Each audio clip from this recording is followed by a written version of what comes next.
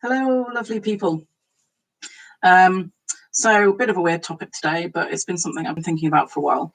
And I've done a couple of Tony Robbins things over the last few months.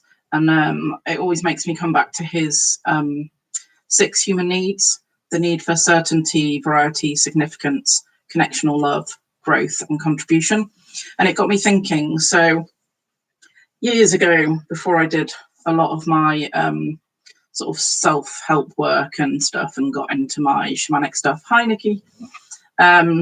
I used to be quite an angry person. So that's one of the reasons that I went and did the Hoffman process, which is a 7-day look at your parental patterns that you've inherited and stuff like that.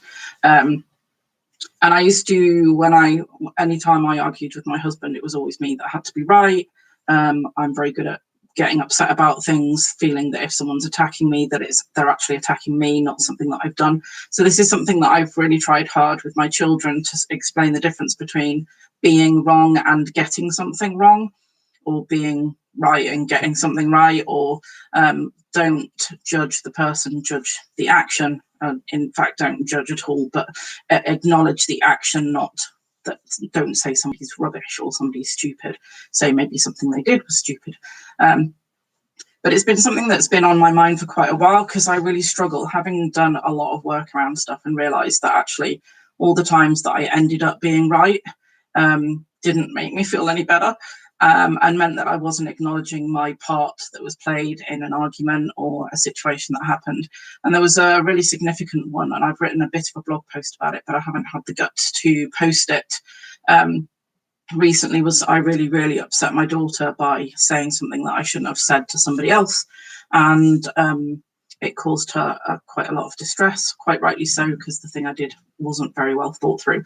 And I think some of it is down to the fact that my thoughts are quite quick, and sometimes I don't filter what I'm thinking. It comes out of my mouth and then I go, oh, did I really say that? Quite often I forget what I've said, and quite often I use words. So when I say someone's I use words that people would see as derogatory, but because I don't see people or things that people do that are bad as bad, if you see what I mean. If I accept that I get things wrong, and that's okay, the same as I get things right, and that's okay, and one is not better than the other, and it just makes us all human, then obviously the language I use when I'm saying somebody did something wrong, or they've got like I've got quite a dark sense of humor, but I can imagine if I said to someone, oh, you've got a dark sense of humor, they might take that as sort of insulting. But I think having a dark sense of humor is quite amusing, like being sarcastic or finding jokes in quite horrific things sometimes, if you're breaking the ice or whatever.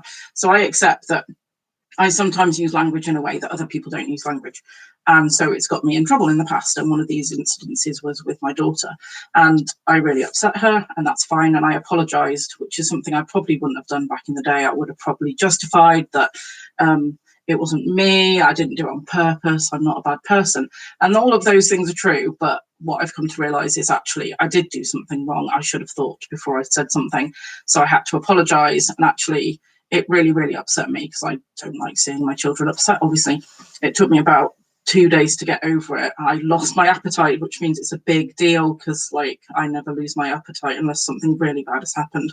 I can eat through any sort of emotional trauma at all.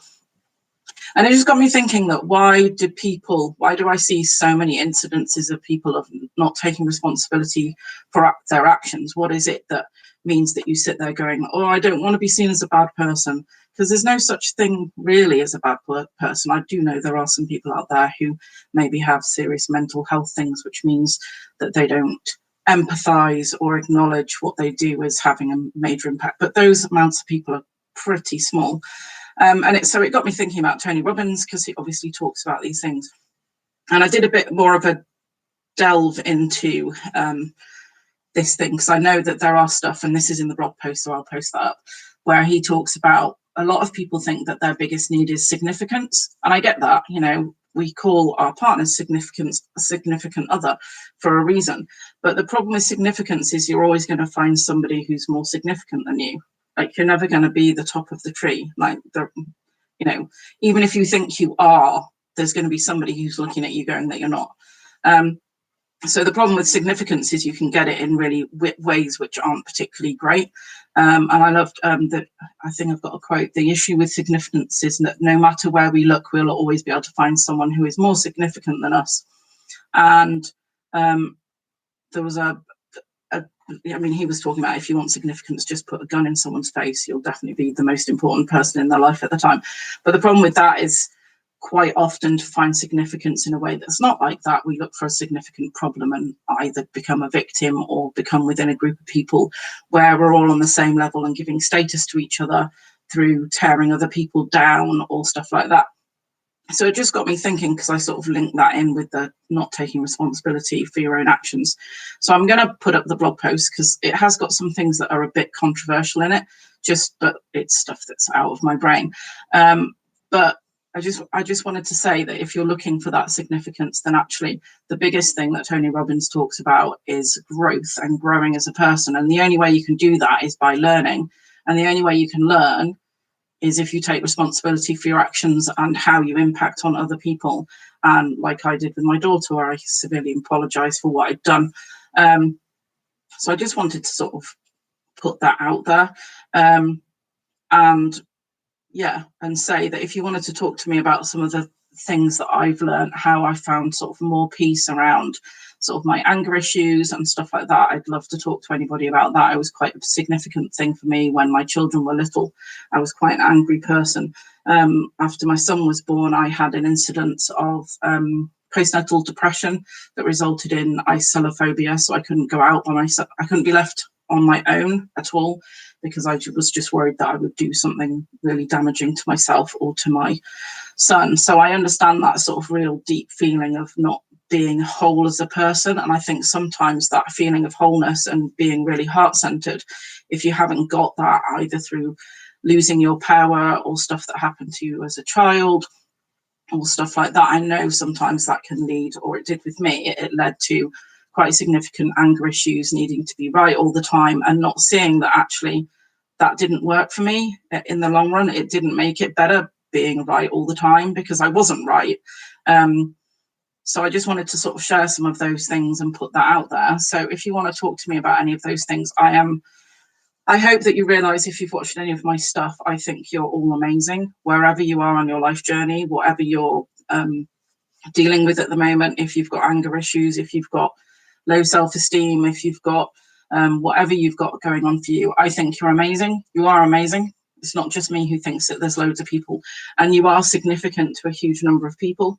But actually learning, growing and contributing to other people, sharing your life story so other people can see that maybe, oh, it's not so bad. Viv said that she gets things wrong and that's fine. I get things wrong all the time. I'm overly busy, so I forget things. I still slip into that need to be right. And then I go, no, this never works. This is not a good thing. So if you want to discuss any of those things, ask me the stuff that I've gone through and how I've coped with those things. I'm not saying I get it perfect. Seriously, the incident with my daughter was only like a few weeks ago. I get things wrong all the time, but I mean wrong as in I make mistakes. I don't like I use wrong meaning mistakes, not wrong as in it's terrible. Then get in touch with me. I'm always happy to talk about things. But the main thing is, on this wet and dreary day, just remember that you're an amazing, fantastic human being, and that you don't need the significance as in being significant in a sort of way that's not helpful. What you need is to connect to those people, feel love for people, grow as a person, learn from your mistakes, make contributions. And that doesn't have to be a big thing. It can be share your story so other people know that they can come and talk to you when they're feeling down. Share who you are as a person. Share those people who've made things better for you. Share the things that work for you and make you bring you joy. So maybe somebody could go, oh yeah, I haven't thought of doing that. And that's the way that we can all support each other, whatever's going on. So take care, everybody. Remember that you're amazing, fantastic. I love you. And I'll see you next week. Okay, bye.